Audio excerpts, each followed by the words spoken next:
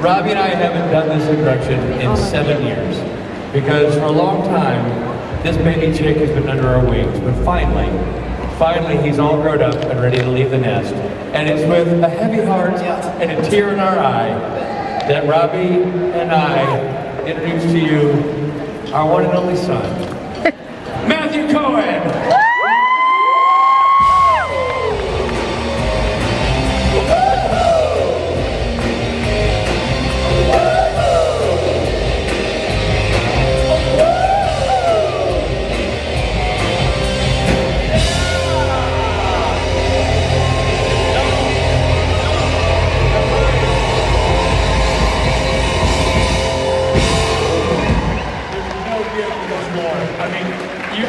No, this is plywood. You're gonna just bring something. That would have been fine. All right, dads, my two dads. By the way, thanks so much for the intro. I know. I mean, I say that you and I make beautiful babies. You know what I'm saying? So I really do. I'm so damn proud. And you know what you do? You don't make beautiful imagery of you making babies. No. God, Lord, no. I mean, we tried. I mean, the charcoal etching you did was disturbing, to say the least. Ladies and gentlemen, this is weird, but we're going to leave Matthew all alone on stage. Holy shit. Be kind to him. A round of applause for the R's, ladies and gentlemen. And for the M's. And loud and swaying. Come on. All right. Let's take this jacket off. Oh, in that case, I should have been like... Now we can begin. After I pick up my jacket. How we doing, England? I'm out here with you people. I can't see you, so I gotta come down here. There's Krista in the front, and these couple of folks here. You're late, but welcome.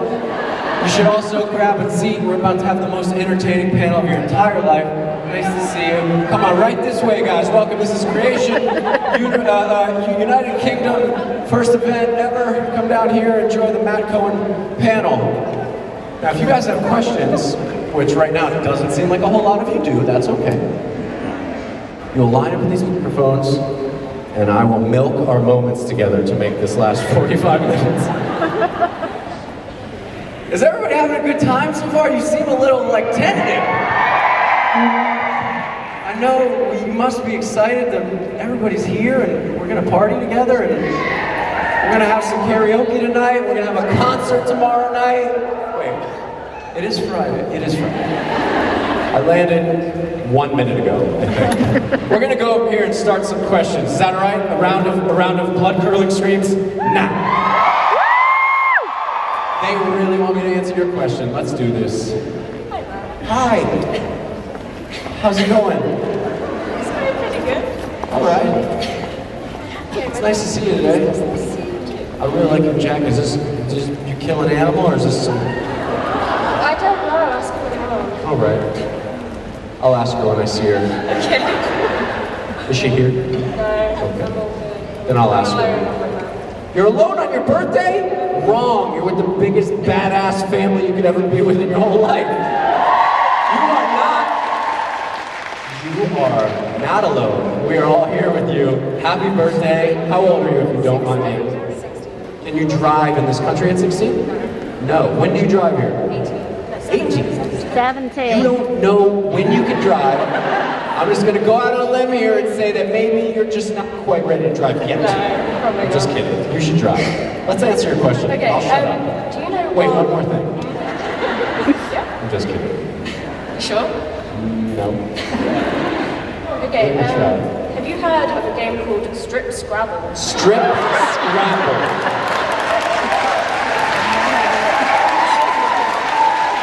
What the hell are you people clapping for? All I did was say what she just said, and you're clapping like I'm gonna take off my clothes because I don't know how to spell. Thank you, whoever just turned those lights on. That is glorious. No, I've never heard of Strip Scrabble, but I'm guessing it's Scrabble where you strip. Yeah. I got it? Yeah. Nailed it? And so what's that question about? Oh, have I ever heard of it? No, I haven't. Would you like to play it? I would not like to play. Partially because you're not 18 and that would be inappropriate. Thank you so much for your question and happy birthday to you. You're not alone, we're here. I'm just gonna skip over here.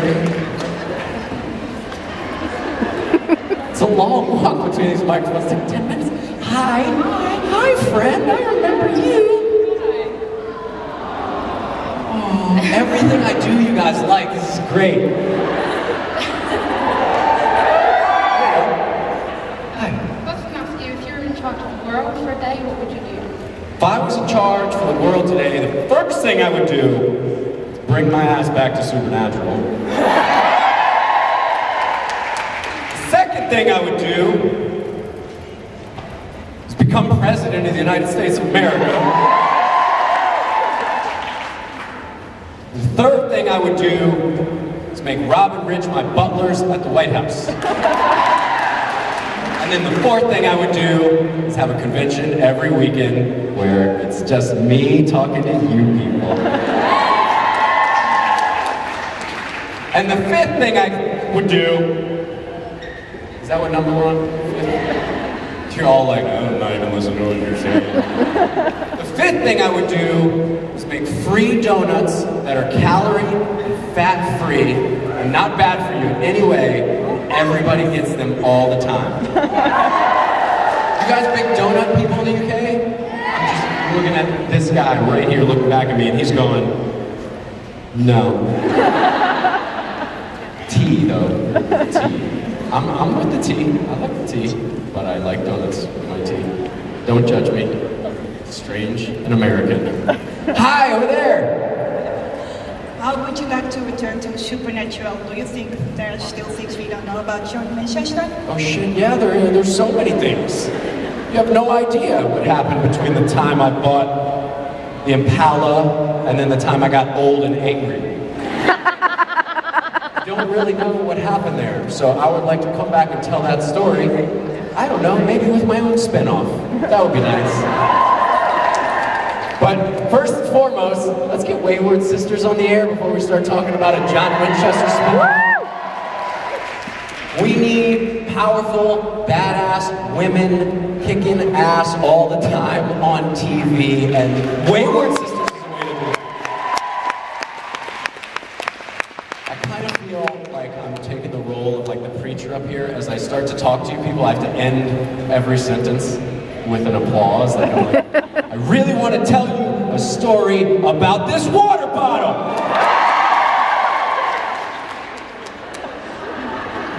If I do nothing else for the rest of my life, you people have made me feel so successful. I am telling you the God's honest truth. Every time I come here, you laugh at my terrible dad jokes.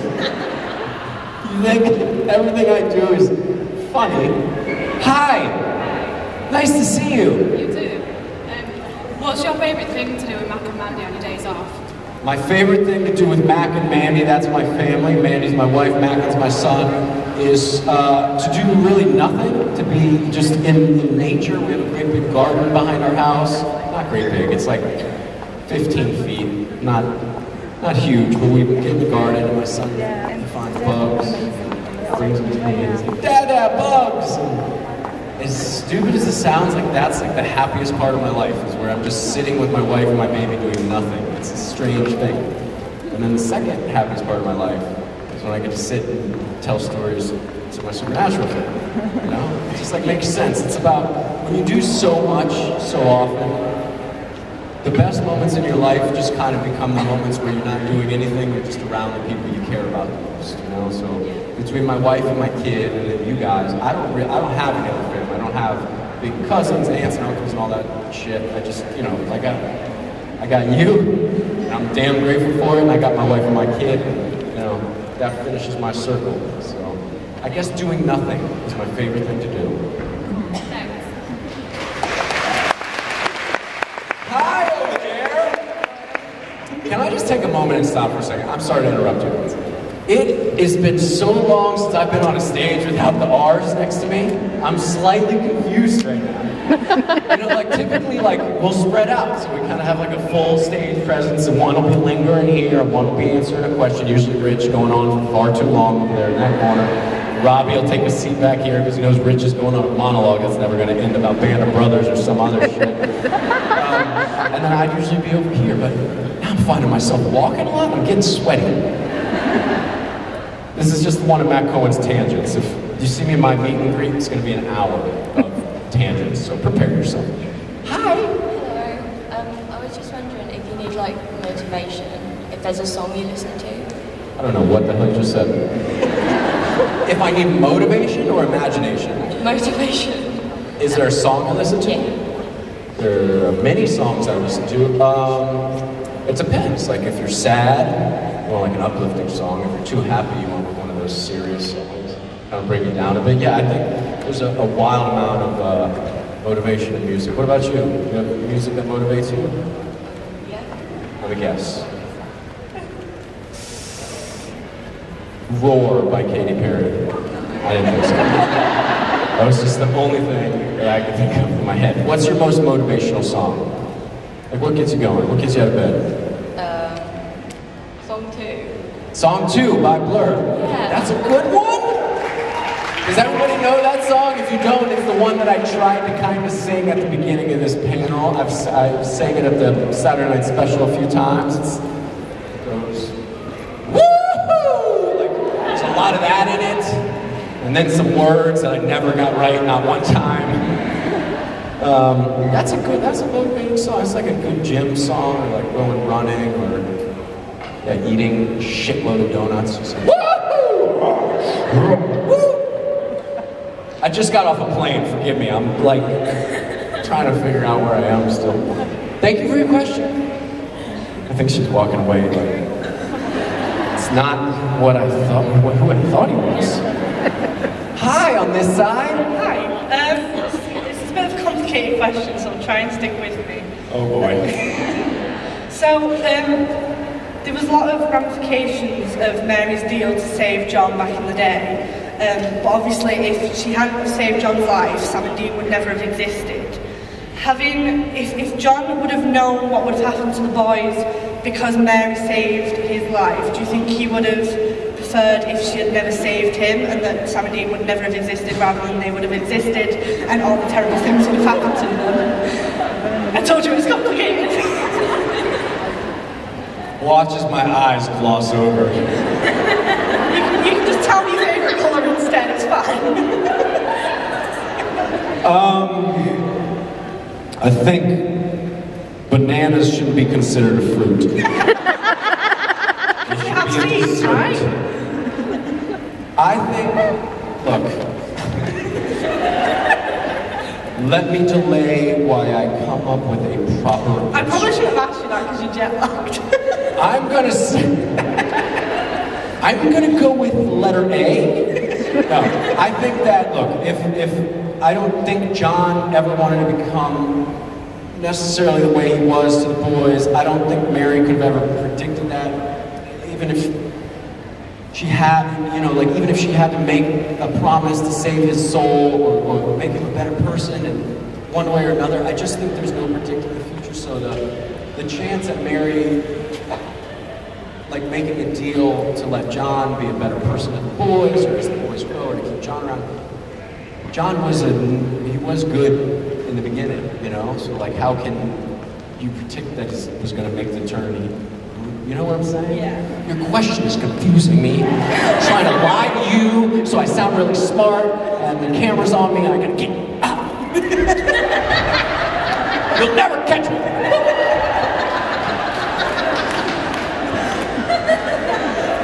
That's what you do when you don't know the answer to a question. Thank you so much for letting me not answer your question. It's nice to see you. And see what I'm saying? Applaud. I know. You're damn right. I'll take it. Hi! Hello! My question is It can't be for Rob and Rich because they're not here. no, I promise it's not. It's for you. Did Jensen and Jared pull any pranks on you when you were on Supernatural? This is a good question, and the answer is no. They know not to fuck with me. So, Damn it! I will tell you that Rob and Rich have both gotten it a little bit from them as they continue to get it. Rich is up there more often, and Rob's been up there a little more often, and you have to ask them. I'm sure most of you have heard the stories about Jared and Jensen and stuff they've done to Robert Rich, but those guys know better than to mess with me. Everybody knows that, you know? I actually, when somebody screws around with the boys, I let it go on for a little bit, and then I'm the one that's like, hey, check your Twitter, you know, check your email, check your Instagram, somebody's screwing with your phone. I don't know, there's like, I want to be the guy that's like, oh, let's pull a bunch of pranks so I can tell the audience all these pranks. But then I'm like, man, it'd be really effed up if I did this. I'm just going to be the nice guy, and my nice guy thing clicks on, and I have to like fix the situation, which is not nearly as fun, ever. But that's just who I am. Aww. Aww, Matt Cohen's is like a little puppy, so sweet and cute. Thank you for your question. I'm sorry it was such a letdown. That's fine. Maybe next time I'll just lie to you. Maybe. I'll make up a just giant lie prank to tell you guys. Really elaborate too. I'm gonna come up with a really quality lie to tell for that next question. Thank you. Hi. Hi. So my question is really simple. Just like, what is your favorite part about going to conventions? You people. I said that in the beginning of this thing. I'm not... All right, let's get emotional for a second, shall we? Okay. Was anybody at my first Rogue UK convention? Anybody years ago, 8, 10? Is anybody raising their hand? I don't know. I sat on the stage with a white beanie next to Amy Gumenick, Young Mary. And yes, my girls here, they remember. I sat in a chair and I wondered what the hell I'm doing here as my face turned bright red and you guys asked me questions and I answered them with yes, no, or whatever actory thing I could come up with in that moment. And then all of a sudden I got invited to another one and I met Rich and I met Rob. I learned that you guys would rather have me as the real person I am than some actor I want to pretend to be for you guys, what I thought I had to be. You know, you see actors on talk shows, they seem so much more interesting than you, so I wanted to be a part of Johnny Depp and a part of Oprah and a part, you know, like whoever. I just wanted to be interesting, so I tried to do so much, and then somewhere along the way, in the like second or third year, I was allowed to be myself via you guys and the entire Supernatural fan base. And I speak about this a lot in the stateside cons and occasionally when I get over here, but for the first time in my life, I know who I am and I'm proud of this person, and it's 100%, I take that back, 98% thanks to you guys, it really is. You've accepted me for the weirdo that I am. I mean, look, you let me dance around and jump off chairs and tell stupid stories and make up answers to questions that are not funny whatsoever, but I'm trying really hard to make you laugh, and it's just because this is just myself. There's no editing up here. There's nothing prepared. I'm just here, and I want to talk to you people because you people made this guy. You allowed him to be this person. And so the best part of the convention is this. It's looking at you people and talking to you people, and especially when I do get to do a solo panel like this, I get to dump this out and put it out there, bless you. I get to share with you guys my life. My life has literally been given to me in a large percentage by you guys. You know, I was doing fine before, but through therapy you'll learn that often we don't know who we really are until we get to a certain age and we allow people in and we allow conversations, we allow things that scare us, we allow to run to things rather than run from things. And the Supernatural fandom's done all that for me. I know it seems weird, but I'm a kid that was raised by a single dad. I never met my real mom. Up to this day, she's been out of my life. It's just, you as a latchkey kid, your dad's working a blue-collar job, and you're just by yourself all the time, so you find great power in solitude, you find great power in sitting alone and thinking, but then you open up to love and all the things that the fandom's been here for me, the same way I've been there for you. You find out all these different things about human nature, and you're like, holy shit, this is who I want to be. I want to be a person that's here for the people. I want the people to be here for me. I want all of us to, it's how the world should work. It shouldn't be a greedy big mess of war and politics. It should be people helping people. And at the end of the day, you eat a meal and you go to bed and wake up, you help some people again the next day. And that's what I feel here. You guys help me, I want to help you.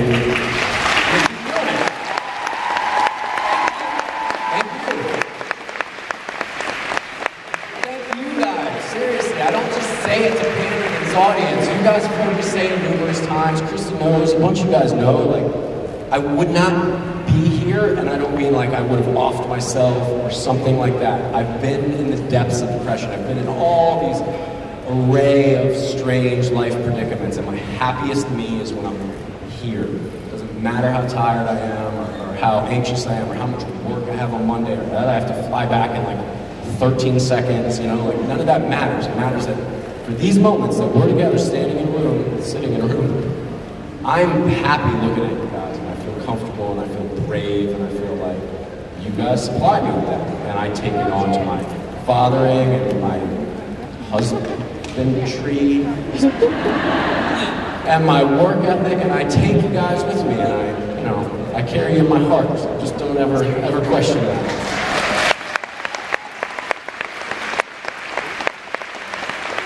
As soon as they're done clapping, you can ask me. No, I'm just kidding. So, I currently live in a country where if you are found to have any pork products, so bacon, pork chops, things like that, you can be put in prison or ridiculous. deported. That doesn't make any sense. And that's really hard for an Iowa girl. So, Yeah. if you were What told... country is that, if you don't mind me asking for my ignorance? Kuwait, in the Middle East. Gotcha. And that is for religious reasons? Yes. Or, yeah, okay, well, teach So their it's own. really hard for a farm girl. But, so if you were told you can no longer eat a specific food or you'd be thrown in jail, what food would you miss the most? Oh man, it'd be a tie between peanut butter and donuts. I can't, peanut butter's big. Anybody else, peanut butter? Are the UK, is England big peanut butter people? Or is that just a American thing? Okay, you guys, now did you do like peanut butter and jelly sandwiches or is it like peanut butter on toast? What? Don't you dare shun me when I talk about a peanut butter and jelly sandwich. Each and every one of you should feel a shame. You're a bunch of savages, all of you. I had 2 peanut butter and jelly sandwiches from grade 9, 10, 11, and 12. Till the day I walked out of high school, I brought 2 peanut butter and jelly sandwiches to school. And it might be why I'm crazy, but you don't know what the hell you're missing out on. I used to take peanut butter and jelly sandwiches and dunk them in chocolate milk and eat them. Yes. How's that for American for you? I did that too, so you're not alone. Yes, thank you. I would miss peanut butter probably more than donuts, only because donuts are going to give me diabetes, but it might be worth it. I'm not sure. I haven't decided yet. Still working on that. What food would you miss the most if somebody told you, other than pork and bacon? I was going to say bacon's usually... Bacon's a big one, but it's not a necessity. Like peanut butter is a healthy fat, and it's a protein. It doesn't come from, listen, to all my vegetarian and vegan friends, I like a vegetarian. It also, like, peanut butter versus bacon, peanuts don't oink. Before you eat them, oink is like, before I spit on the microphone, let me just put this together. Is that what a pig sounds like? Yes. Shit, I just, for a second, wasn't sure if that was even right. That's what it oink. So I'm just saying when you get a peanut, or peanuts grow on trees, where do they come from? A peanut, I know it's a plant and it's kind of living, but it doesn't oink. That's all I'm saying. I don't know. I love you if you eat bacon. I love you if you eat peanut butter. Where's this conversation going? This is like an awkward first date. Can we get a glass of wine and just like move on? Sure. Thank you. Thank you. Oh, stop it. You don't have to clap every time I say something dumb. But I like it. Hi on this side in the darkness. Hi, how are you? I'm doing fantastic. How are you? Not too bad, thank you. Thanks for talking close to the microphone. I know, sorry. Oh, it's good. I'm nervous. Don't be nervous. I'm sweating under my armpits. Can't really tell, but you will later when you smell me. Any question? Okay, so if you could meet any famous person, past or present, who would it be and why? Oh, it's so good. On the tip of my tongue right now, I'm gonna go with River Phoenix. Are we familiar? River Phoenix, Joaquin Phoenix's brother, a very talented young actor that we lost at a very young age, in his early 20s. And we were just talking about him backstage, you know, with some of the guys, some of the few movies that he did, just how great he was. He was one of the actors, I forget the name of the movie, but they're like walking in a park and he's talking to this girl. It was just he was one of the actors that made me think that I wanted to act. You know, I don't want to say that was why I became an actor, but I saw him and I was just like, I just thought he was a different kind of actor at the time. I hadn't seen anything like it, and yeah, so I'd like to meet River Phoenix. James Dean, you know, a lot of those guys that we lost at a young age, and these were so talented. I just want to see them do some more movies and take me out to dinner. Thank you for the question. Wait, Thank you. Who would you like to meet, dead or alive?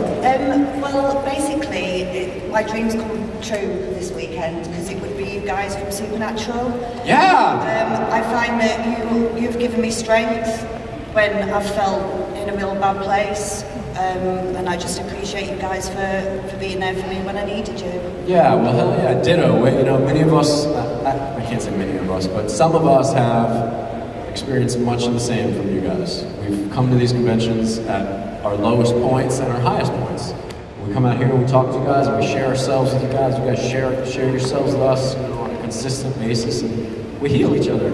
It's the same thing. I pay a therapist, but this is the same thing we're doing right here. You know what I'm saying? We sit down and we speak to people. That's the human experience is just talking. We forget to do it. We're on our phone, we're on Twitter, we're on Instagram. We think we're communicating. We're not. It's baloney. You gotta look in each other's eyes, talk. It's so healing.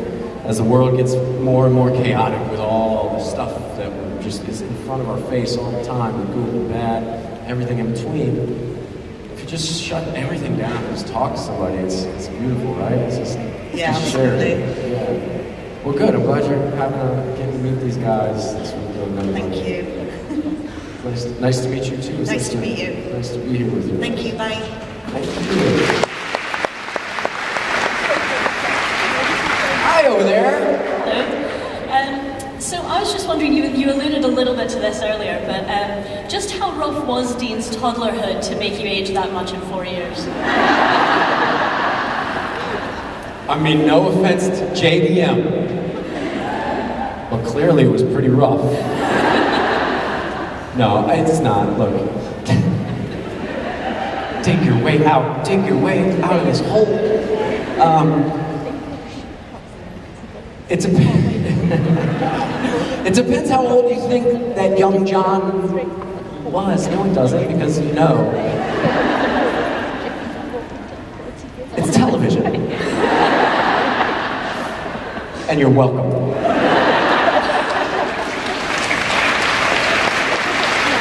I was trying to piece it together. I was going to try to come up with a thing, and then I had like this weird flash of like Jeffrey coming out as Negan with the bat, and I'm on my knees. Everybody's mad at me. It turns into a different show. I just had to nix that. Let's move on. Hi. Hi, nice to see you. It's a slightly related question. When you appeared in, don't worry, when you appeared in season 11, I think the episode was Baby, Dream Sequence to Sam. That's right, it was. Yeah, I don't think I know it was the episode Baby, and I was so happy to be on that set. I was wondering what your inspiration was, because you very much showed a lot of Jeffrey Dean's sort of style to me. It's a simple answer, and Season 4, Season 5 was my interpretation. The only bit of Jeffrey I knew, I wanted to be pre the Jeffrey you guys knew, so I went towards things like Grey's Anatomy, just to see a different side of how I can relate to him. But before the Baby episode, Jeffrey and I got to meet, hang out, have a drink together, talk. You pick up a lot about a person with one conversation, especially if you're trying to act like them. So I tried to lower my voice a tiny bit, rasp it up a little. It helped that I didn't sleep for 2 days before because I was working on another show. But it was that. It was really, Jeff's got like this I don't know, I don't even know what to call it, but he's got like this endearing, like there's something so endearing in his eyes when he hates you or when he loves you. And I tried to have that with Sam. I wanted to, no matter what I was telling him, I wanted it to feel that I loved him and hated him a little bit. And that's only because blame Robbie Thompson, all right? Let me just 6 degrees back this up. They called me and they were like, hey, you want to do another episode of Supernatural? And I was like, you heard the plane land in Vancouver. Yeah, I'm here, I'm outside, what do you need? Where is it? And I get there, I get the script and I'm like, what the hell is this? Who's this? Who am I? I don't understand what I'm telling Sam. I understand what I'm telling Sam. I don't understand who it is that's telling Sam this in his vision or dream or whatever the hell's happening to him in the car.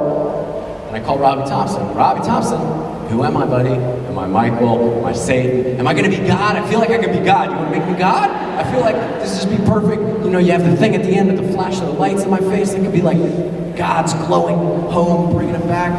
And Robbie was like, no, I just want you to just play it just like you have before. Just play it just like you have before. Just leave a little mystery. And that was like his whole thing. And I was like, I don't know what to do. I have no idea how to play this moment at all. So I just tried to play it as much like Jeffrey with the idea that I could be Michael, Trickster, Gabriel, God, do something. Like, in the back of my mind, I swear I was telling myself, I'm like, so like with each little like look over, like every time I would look at him, I would just think like, oh, I don't know who I am, but maybe I'm the trickster, fucker. Every time I look over, I'm like, maybe I'm Lucy. Like I just would try to put something in my head so I can play something and whatever. Luckily it worked out because you guys didn't hate it and you're still talking to me, so I'm happy about it. For what it's worth, my money was on, you were very much like the old John Winchester, and I thought it was Lucifer talking to Sam. That was the concept, I would say. I don't know if it was actually Lucifer or just Lucifer creating a vision of John to pass on the story. There's 1,000 ways to look at it. That's the beauty of Supernatural, right? It's like, it should just be called Conspiracy Theories, brought to you by Supernatural. Because everything is, you know, I mean, you can't die, but you can die. But if you go to a certain place, you can come back. If you don't go to a certain place, you can't come back. But you always can really come back, really, because anybody can write you back if you want. And then if they didn't want to write you back, they just write you as another character over here. If you didn't love that character, they'll kill that character, so you go back here. Maybe they'll have a flashback, and then you're back again. Like, does that make any sense? That was the plane ride talking. Thank you for your question. Thank you. Did I answer it?